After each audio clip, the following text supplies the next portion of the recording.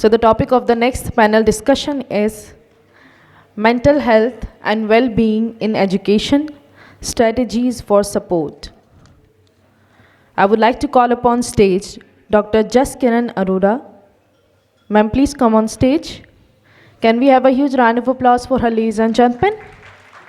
Dean, Education Quality, and heads the Center for Teaching and Learning at BML Munjal University. I would like to call upon stage Dr. Amrita Vohra. Ma'am, please come on stage. COO and Director Education, GEMS Education India. Can we have a round of applause for her as well, ladies and gentlemen? I would like to call upon stage Dr. Renuka Jain, Senior Special Educator, Mount Carmel School. Can we have a round of applause for her as well, ladies and gentlemen? It's a sequence. Okay. We're doing the same sequence. So I'm fine then. All right. Okay. We have 10 minutes. Yeah. You should let us know.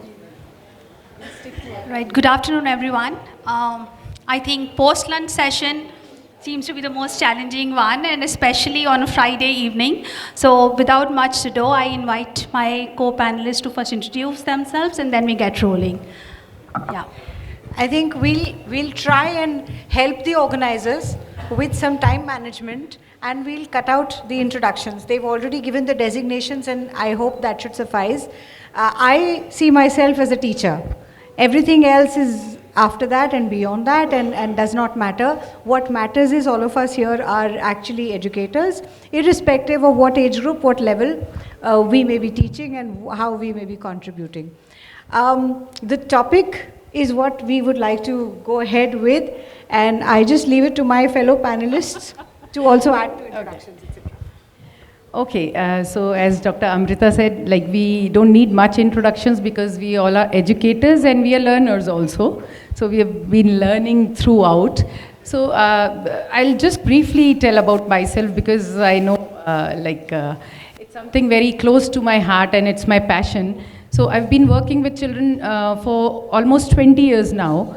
And I'm working as a child and adolescent psychologist and special educator with the children. So it's something why I started this journey, because it was very close to my heart to work with children and listen to their problems. So there I started, and I feel today that I'm really blessed that I've got that chance to to work with those children. When I talk about mental health of children, I think that has become much more important when it was in our own times when we were young. So it has become so much of, and when you hear about हमारे time में तो ऐसा था ही नहीं, कुछ फ़र्क नहीं पड़ता था, बच्चे आजकल ज़्यादा परेशान रहने लगे हैं, all of that. So I really feel that we have to understand the times have changed. The times have changed, so the needs of the children have also changed, so we have to really deal with those needs in a very, very sophisticatedly. So I feel that way. So Dr. Amrita, would you like to? Thanks for saying that. I think listening though, as you started out with, was always important. Still is, always will be. But we hardly listen. Yes. Yeah? So thank you so much. It is post-lunch. It's going to be tough for you all to listen. We might be sleepy. We'll try to keep you as awake as possible. And the topic at hand is...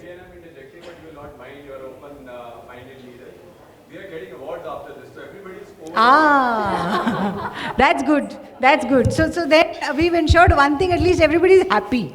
There's some anticipation in the air, some hope in the air. Now, going back to our classrooms, and it's not about, ma'am pointed out, everybody says children today, oh my God, why this, why that, like she mentioned just now. It's not just children. Let's look at some data. I'm sure many researchers are here. So let's look at data. The last survey, in India, we stand 126th in terms of happiness quotient amongst a total of 146 countries surveyed. So, bhai, hum bahut pareshan aur dukhi log hain for some reason. Then there is the other indexes. over 970 million people are actually suffering from one or the other mental health concern. We cannot ignore it. That's a whopping number. Another survey, a recent research by none other than the Harvard University, actually says that 1 out of every 2, 50% is huge. 1 out of every 2 individuals do suffer from some or the other mental health concern through their lifetime, at some point or another.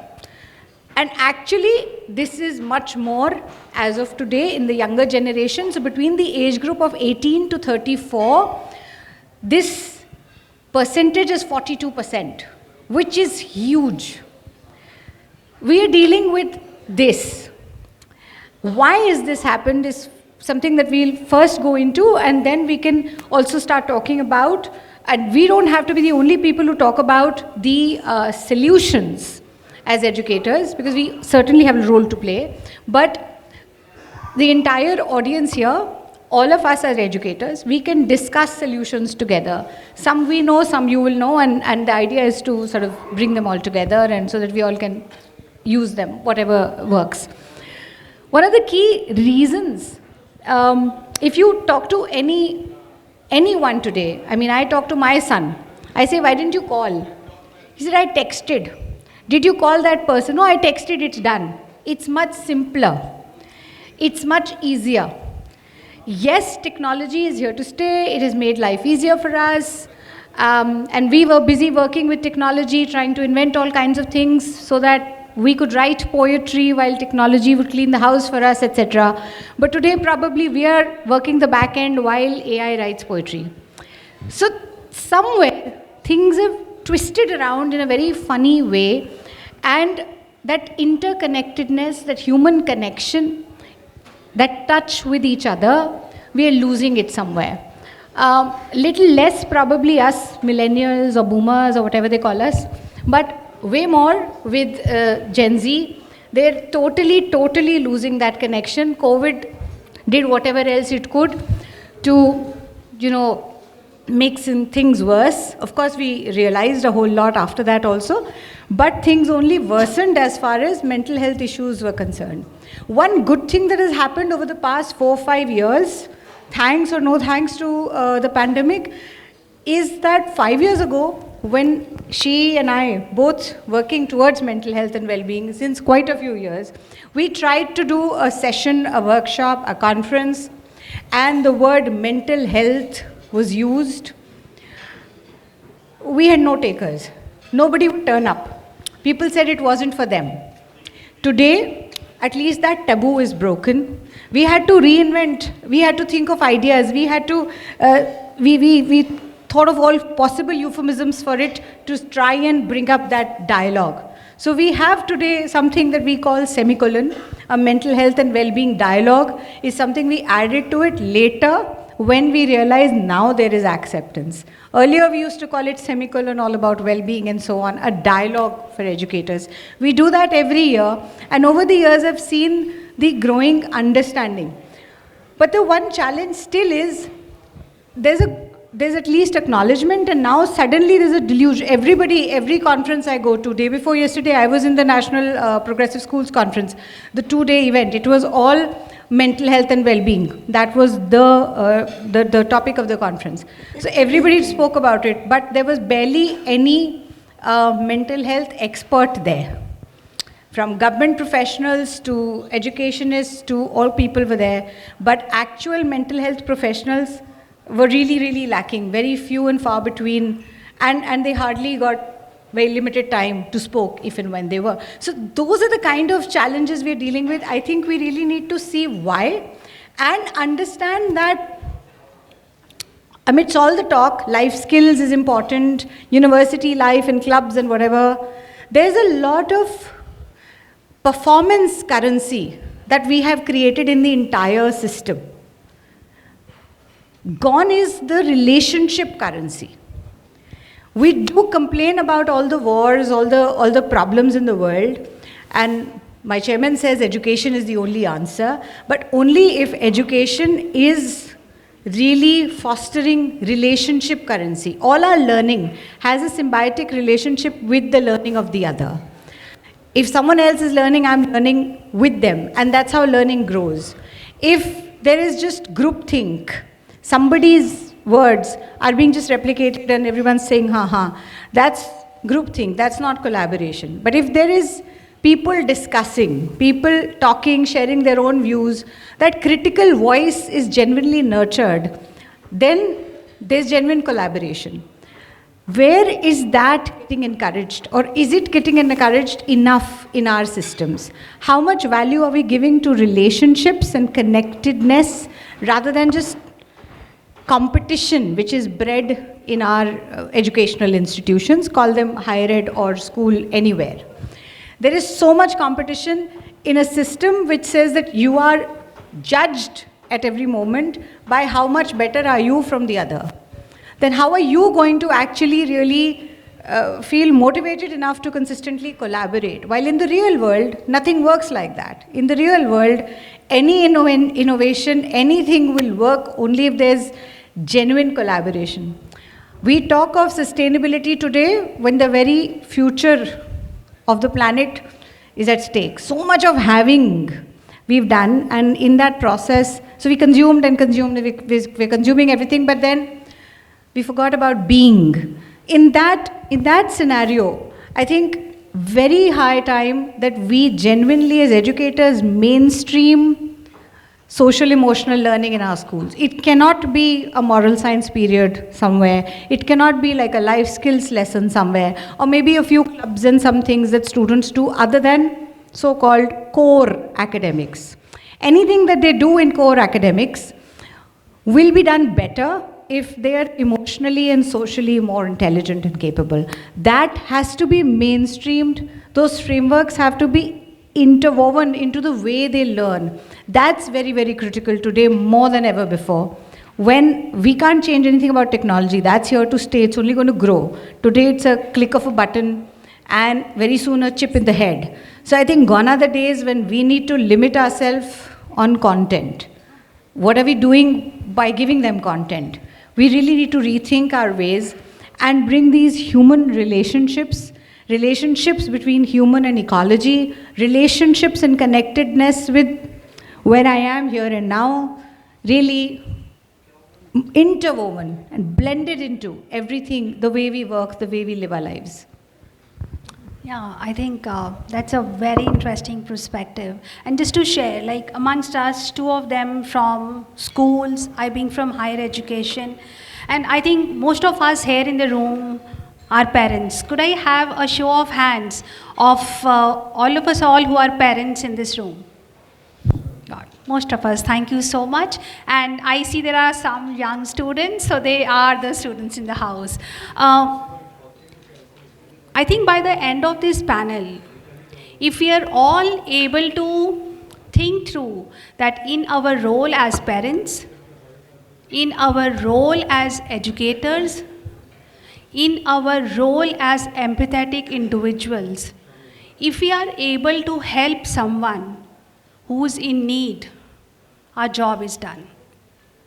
Just to add to the statistics that Amrita just shared, there is one that touched me, tore me apart. 40% of the suicides that are committed by students, 40% of them, they never ever shared their depression with anyone. Appalling, right? So maybe we can first invite Renuka to share, being in school, in counseling, what are the kind of issues that usually the students come to the school authorities with? How do you diagnose? And as parents, as individuals, what do you think are the cues for us to feel and sense those symptoms? Thank you, ma'am. I would I was just thinking because, discussing these topics takes so much of time. So half an hour is quite a short time to discuss about all.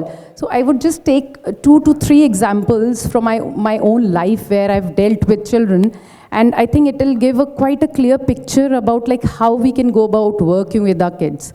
So there was a girl in grade 11, I would not name, definitely you all know. That girl was very, like I would say, she would not comb her hair. She would just lie down on the desk, and she would not talk to anyone. So there were lots of, indications where one could sense that, okay, there is some issue. So it had been going on for, I think, quite so many months.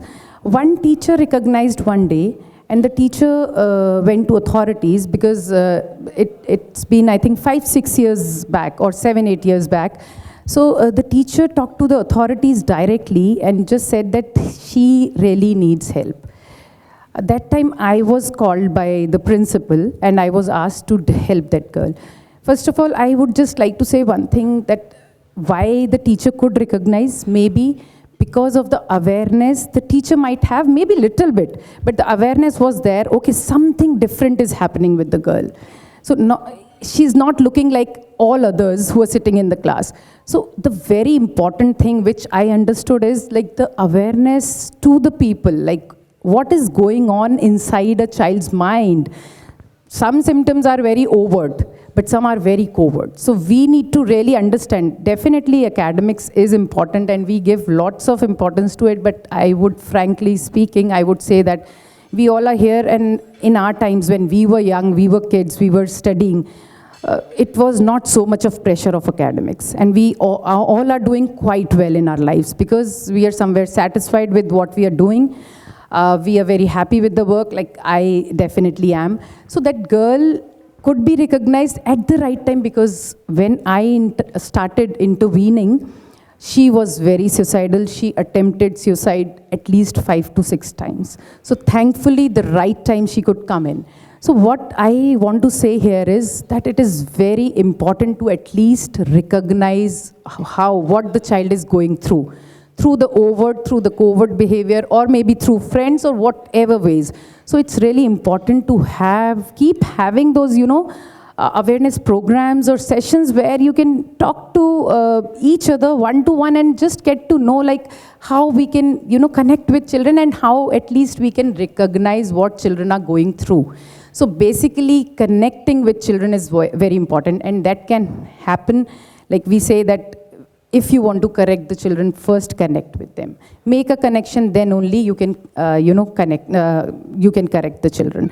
So this is one thing, awareness programs are a must. The second example, because there are so many points I can touch upon, but then I'm just going through the example so that we are more clear on things, what we should do in school or otherwise with the children.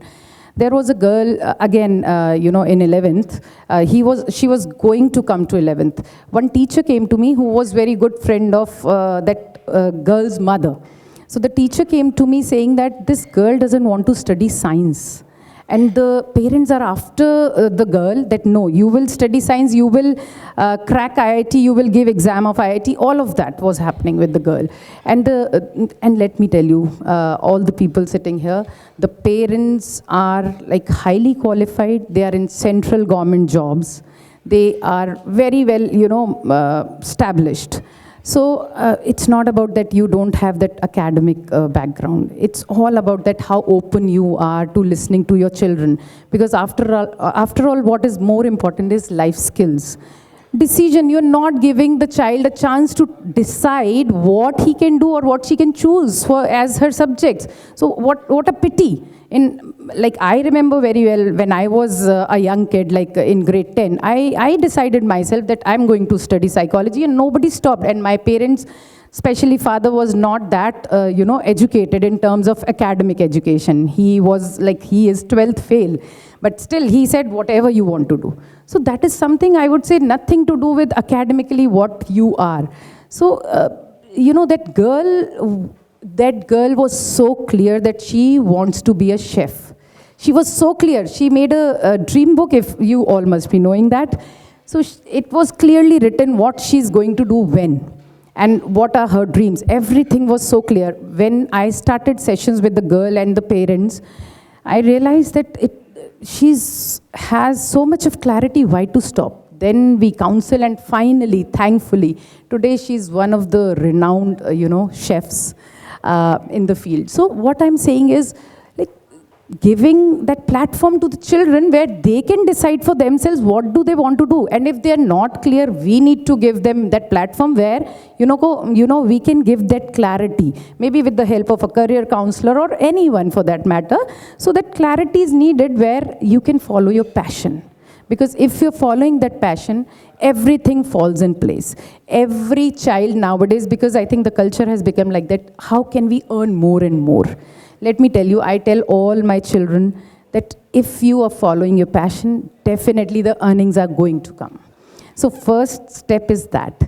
So I think this says that please, like everybody, I think we can think in those terms. We can at least take some steps where we can give that platform to our children to decide for themselves, because decision making is much more important than what they are studying.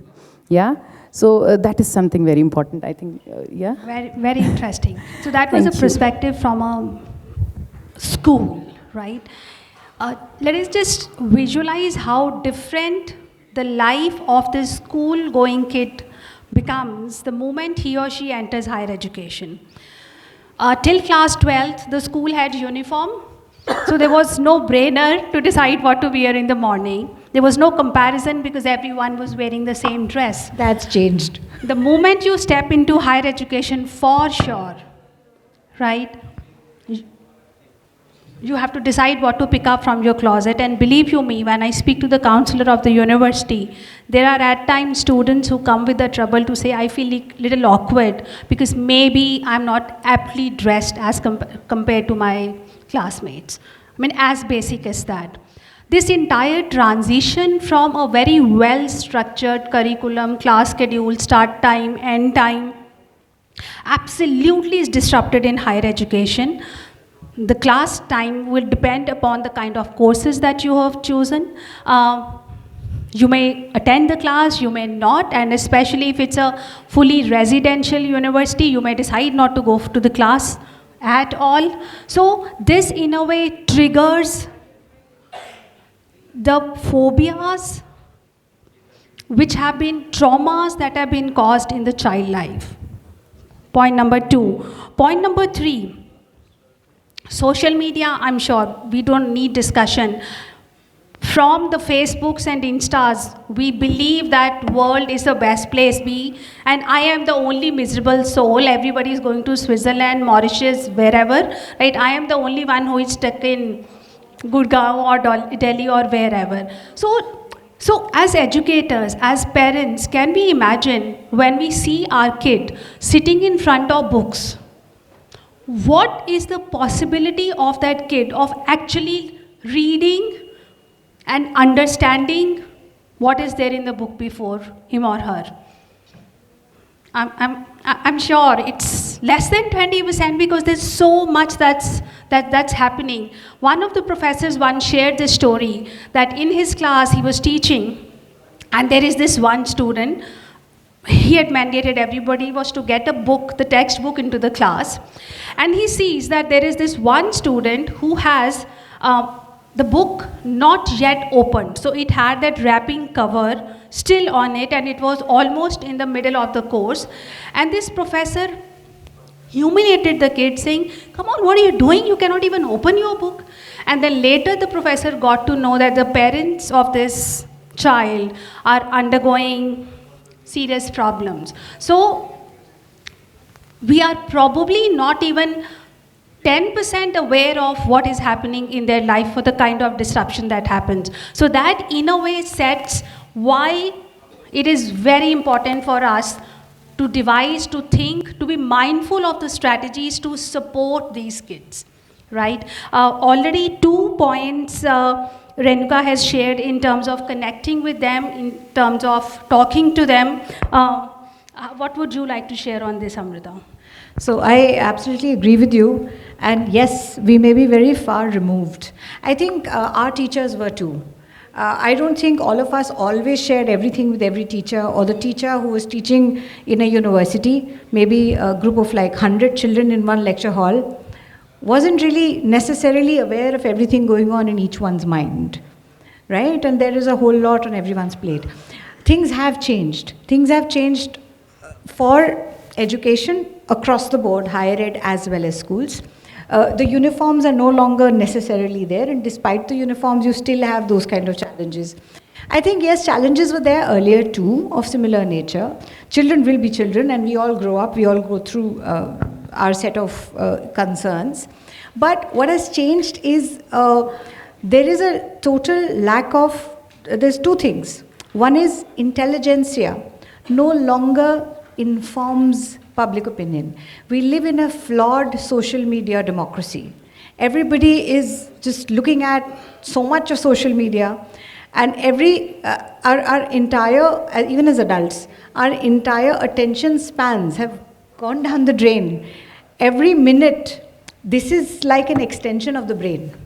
We are almost always, so where is this space for the mind to think, to feel, to be?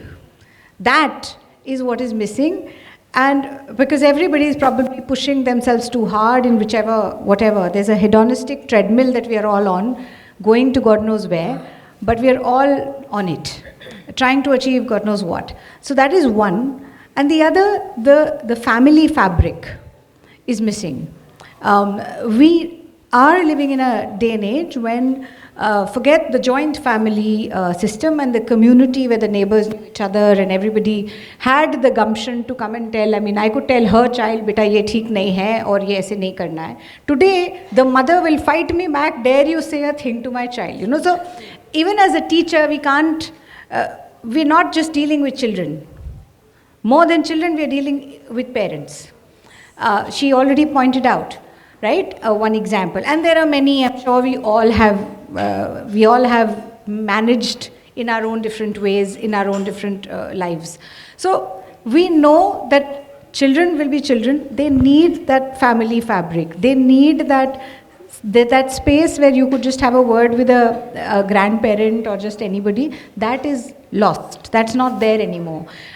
A whole lot of households are single parent families and so on and so forth. And even if there are both the parents, they are more than busy in their own lives. There's no go-to. So the school or the educational higher institution has also become the only place which is their go-to. The responsible adults around them, unfortunately or fortunately, happen to be only us as educators. So the responsibility that we earlier had is now manifold. We have to be that family fabric, that social fabric, that community fabric for each child who is with us, as much as we can be. Of course, there are limitations to that too. And therefore, this mainstreaming is required. Also, anything in emotional development or social development cannot be like a lesson. It is an enculturation experience. So it has to be embedded in the entire culture of the organization. If all of us are being empathetic towards each other, if all of us are genuinely listening, and not just listening to respond, but genuinely listening to understand. Most of the time we do listen to only respond. So if we are doing that listening to just listen and be there for the other, that everything we do, children just totally emulate, right? So they copy every little bit about the teacher. I remember my days as a college educator. I started my journey in higher ed, and the girls asking me the color of the liner and saying, where did you get it? We want to get the same one. So even something as stupid as that would be also something, how the teacher carries her sari, how the teacher walks, how the teacher recovers from a tough situation that she is into. Anything and everything about the educator is totally copied by children. I think in our classrooms, we need to create language is again the metaphor we live by. So language, the kind of words we use. There's a recent research that said the word work is used 49 times more than the word learning in any classroom globally. We've made work out of the idea of learning. What is work? Think, where all do we use work? Schools, homework, classwork. The word assignment is also pretty much work. ये भी काम है. Okay, but in the classroom, let's think of it in the classroom. Have you completed your work? Have you our work time? Can it not be an academic engagement? Can it not be something else? We've made the idea of, and hard work is not something which is a currency, which is not something that we kind of really, people talk of smart work. What is that but duping something? Actually, hard work and genuine resilience are the only things that will take them anywhere in life. So genuine hard work has to be the thing that we talk about. So that language, and that language has to transform into the language of possibility rather than the language of limitation. Whatever you tell, I mean, there's another research that says that any kind of innovation, any kind of change of any sort is the toughest to build into an educational institution compared to any other workplace.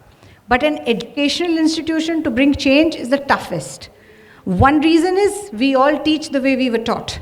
We all love some teacher who taught us, and we end up teaching like that. That's a very natural thing to happen, so it's very difficult to get over it. So any change is tough, therefore, in educational institutions. But even so, we also have this language of limitation that we tell ourselves. We attend a workshop, we listen to a dialogue of this nature or anything like that, we attend a conference, but we'll say, we go back and say, yeah, but it, you know, we are already doing this, we are a know-it-all. While let's remember Socrates, who said that all I know is I know nothing. The more you learn, the more there is the yearning to know more, because you really feel like you don't really know anything. So then, where is this language of limitation coming from? I think as educators, we should be the last people ever to have any kind of language of limitation. Yeah, but you know, this can't happen because of XYZ reason in my institution. And so instead of that, let's ourselves first create that language of possibility. What if? What if? Of course, every idea, we'll have to contextualize it. We'll have to mold it into our system and how we can really make it happen. What is it that will work and not work in my context, in my situation and scenario? But grabbing every idea and making it my own is possibility. So we need to move away in every aspect of living and learning within the educational institution from that language of limitation to that language of possibility. And that's what I think children require. And like ma'am said, it's not necessarily when somebody is going through a suicidal sort of a depression or something very, very serious in nature, but also something very simple like, what do I wear? How do I fit in? How do I make a friend? Basic, when the children were back from the pandemic, they were in the school and standing isolated. On the ground, we would see children not going ahead and, taking the chance to throw the ball in the sports ground. And I would ask, why? No, how will I ask her? I don't know how to say it. I don't know what to say. See, you can speak, you can communicate. What's the problem?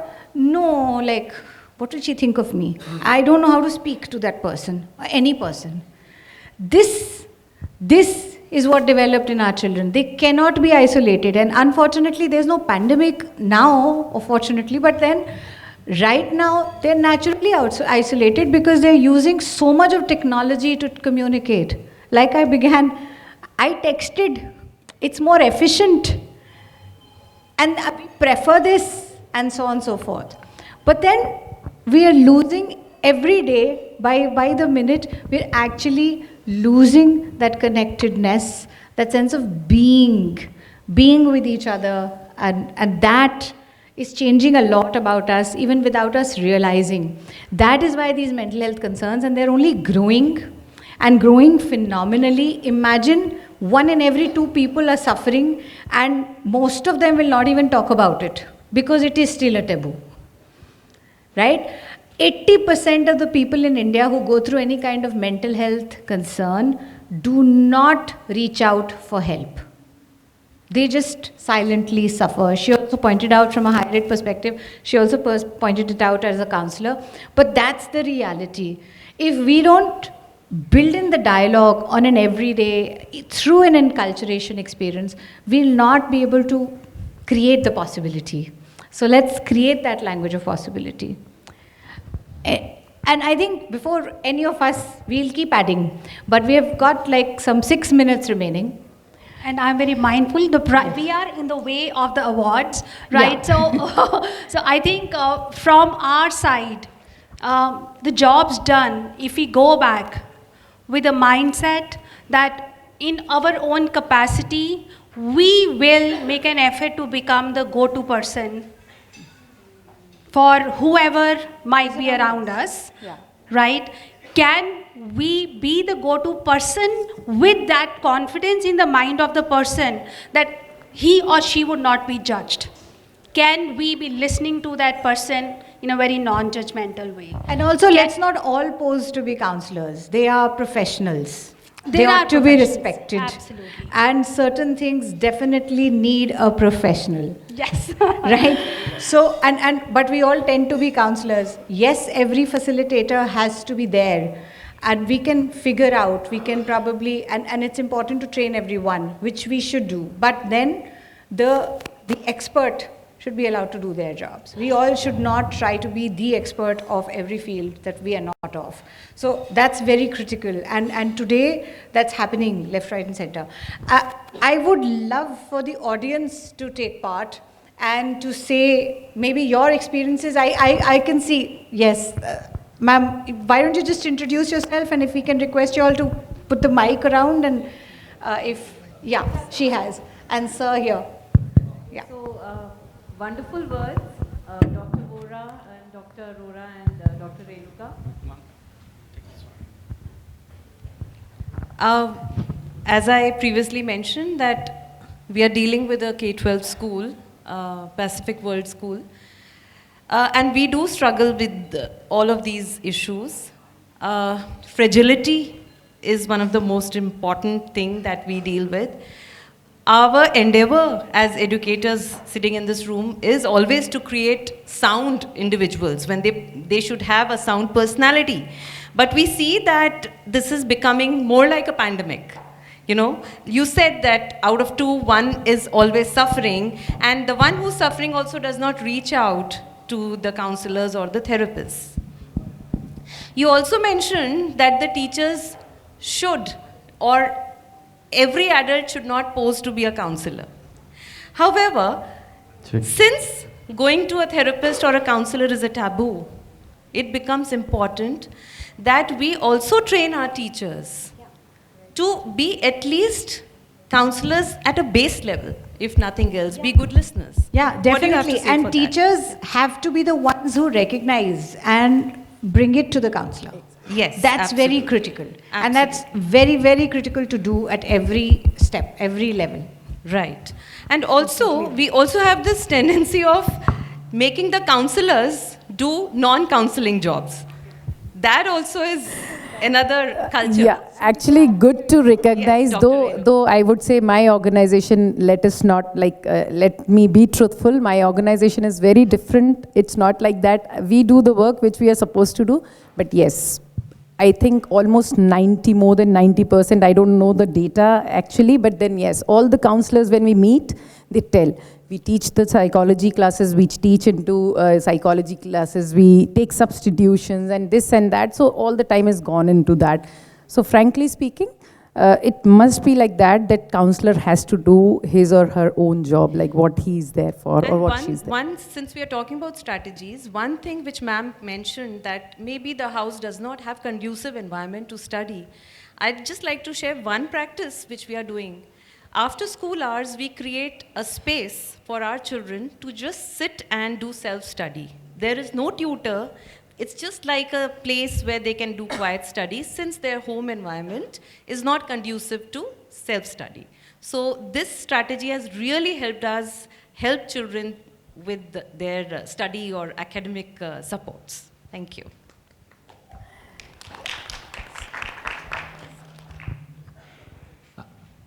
So I have a question, not about mental health, because I consider that a professional job. I think because when we talk about mental health, it's really serious cases that we really use the word mental health. And when we are talking about daily well-being, we use the word well-being. So I'll talk more about well-being.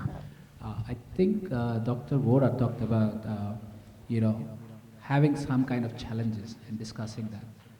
So I want to know, in your experience as educators, how many times did you bring in somebody with challenges in your class and show them to your students?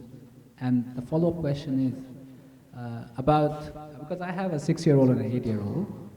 So yes, they don't want to talk, and they don't want to go to that person playing in the park because they don't know how to connect.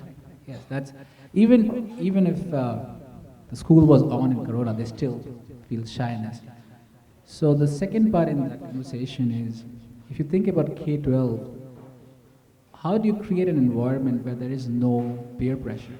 Those are the two questions. An environment where there's no peer pressure. So there's, yeah. I'll just make it simple. So first is, how do you bring in people with those mental health challenges and remove the taboo? And second is, how do you remove the peer pressure but keep the peer communication? Thank you so much. That's a beautiful question. So wants to add? He always takes my mic. Okay. All right. So I'll just first answer that, then we can maybe get to the other question. As I said, it has to be an enculturation experience. You have to build the entire culture. We have to stop seeing children, and I'm including in this the parents and the teachers, everybody, the entire system. We have to stop seeing children as a collection of percentages. Unfortunately, we do. Most of the times, even when the school does not, there is grading system. The school is not giving any kind of ranking based on academics or anything else. Even then, the parent comes and questions for the ranking or tries to figure out, no, my child did better than that one, my child did better than that one. Who is creating that peer pressure then?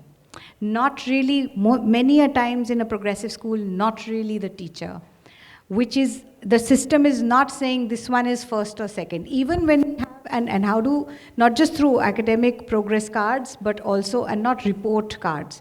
The idea is not to judge, but to support improvement and progress. Unfortunately, there's too much of judgment involved in the entire system, which has to be pushed out of the window. So I am susceptible to that. Yeah. Because I do create peer pressure for my kids. Because when they do STAR presentation or any kind of IB presentation, I do ask them to show me their peers' presentation so we can make ours better. So yeah, that is susceptible. So that's completely fair. So we need to change that somewhere, right? And the minute, as a parent, you end up saying, and we all have heard as children, I'm sure, I did, that your chacha's daughter did this, your uncle's or that neighbor's son did that. What about you? I mean, today that neighbor's son and that chacha's daughter, I don't know what they're doing. I'm doing pretty okay in my life. But I never scored those percentages. I was a very mediocre average student always. But yeah, I managed to do a lot of other things. Thankfully, my parents gave me the opportunity for that. So this is where we create that competition because it's so inbuilt in the structure. But even within school, I mean, when we even do inter-schools, we have this system, we don't say anybody will be first, second or third. we say there'll be exemplary performers. So everybody gets awarded, everybody gets a certificate because they participated and they put in the effort. The effort is important, must be encouraged, and that is what it is. But there will be 5 to 7 exemplary performances which are also recognized. So there's no first, second, third. There's a difference there. I'll take the answer for my second question, which is the peer-to-peer pressure. Right? What about the first one where you bring in people with challenges into the class?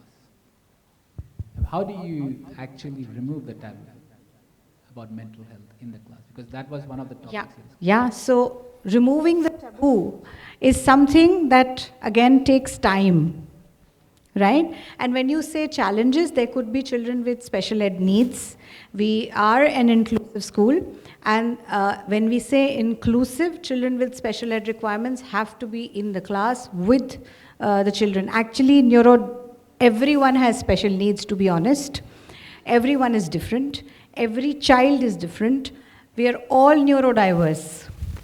And we are all living in a day and age when technology does come in handy to personalize learning in a big way. So it's important to use whatever tools are at hand. And when children actually study with children who are different from them, and general environment of acceptance where they are supporting each other, that naturally gets addressed. That taboo naturally gets addressed. Today, I see my children fighting for a child who's on a wheelchair to be given the right kind of support in everything. If there is something where there were stairs and no ramp for this kid, or the lift didn't work on a certain day, or something happened, the other children are fighting for that kid. Right? So that is where we've won the battle. If there's an LGBTQ, there are other children also standing together and fighting for that kid. So that environment you have to create. Do I get a That's when the taboo breaks. I want to give one example, very important example, very small one, but very important. Just a few days back, we finished with the Value Education Fest. So one thing which we added in that fest was, like the children who have supported special needs children, they were awarded on the stage in front of their parents, the authorities, everybody. And we used to face challenges in getting the scribe, the readers for our children. Now you wouldn't believe our children, like some of the special needs children are taking their boards, and you would not believe 10 to 12 children, the smart ones, the ones who do their best, gets A1 and all that, they have come to us saying that we'll be the scribe and the readers. So this is a very big change. We were actually, it was a great challenge. The parents were asking, where should we get the children from? And we used to say, how can we ask our children, the school children, to do the job, because we have to take the consent of the parent, this and that. And now, with this kind of award, which we have given, saying that they are the good Samaritans, now so many children are coming to help these children. So this is a very small step, but a big change, at a community level. Yeah. Also, CBSE also now properly gives a valuable certificate for the scribes. Yeah. Oh, okay. The time's up. Maybe we can take some questions off stage, if that works. One small comment. Okay. Whatever you all say. Okay. One small comment. Firstly, Dr. Renuka, thank you for your contribution. I just wanted to make a comment about some of my experiences as a counsellor for students here in India. And one of the very earliest students I attended to was from Dr. Renuka's background. He was also a Jain. His father ran a very big company in engineering ball bearings of different types.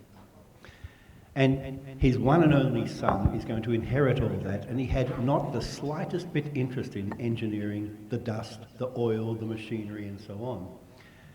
His father was tearing his hair out thinking, what am I going to do with this boy? He's not showing any interest in my business. All he wants to do is go and play cricket. And he was an outstanding cricketer. So I said to him, he brought his son in, I said to him, if you don't mind, please sit in the other room in the waiting area and give me some time with your son to talk about what he wants to do. Well, we talked about his cricket. He's playing for the Delhi Cricket Club. And I said, look, I can send you to the Australian Institute of Sport in Canberra, and you can be trained by some of the top Australian cricketers. And still, you might not be selected by the cricket board here in India to play for the national team. Even though you might excel at your sport, you might be brilliant at your sport, there's another element to the selection process that you just might not qualify. What if that happens? I said, so what else do you do when you're not playing cricket? And he says, oh, I hang around in my room and I play on my computer. And I said, okay, so you're aware of the computer, so what do you do on your computer?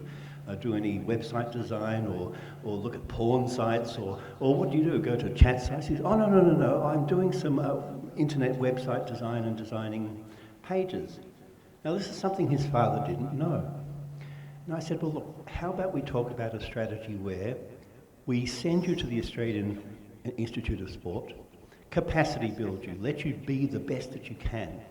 And whether or not you're selected, you've got a backup. You've got a skill you can turn to that you enjoy, a skill that you can turn to where you can make money and develop your business and still play sport. So when his father came back in, we'd already settled this. His father almost started crying. He was so grateful that somehow we'd figured out a program for his son. And this is a point that I'd like to make as a parent and as an educator, and I'm sure that this will resonate with most people in this room who are parents. Sometimes some of us make the mistake of projecting our belief system, projecting our dreams onto our children and expecting them to perform according to our expectations, rather than letting them grow into their own skin, grow into their own reality, and encouraging them not just to be academically as good as possible, but to become good human beings. And I've reminded all my children, and I've got children spanning 3 different decades, so I'm a prolific father. And my youngest is 17 of the Gen Z, and of the troublesome one that always has the phone in the face, as most of them do. But even then, all I've ever said to my children is just be sincere with the opportunity to study. Be sincere, do the best you can. However, what's most important to me as a parent, that you end up being a good human being with good values and good sound judgment and adopt wise practices. That to me is the most important as a parent. So I do resonate with what you've been saying here on the stage, and thank you, Amrita. Your comments in this area is also very, very relevant. And thank you so much for the chance to contribute from my side. Can we have a round of applause, ladies and gentlemen, for this amazing and informative panel?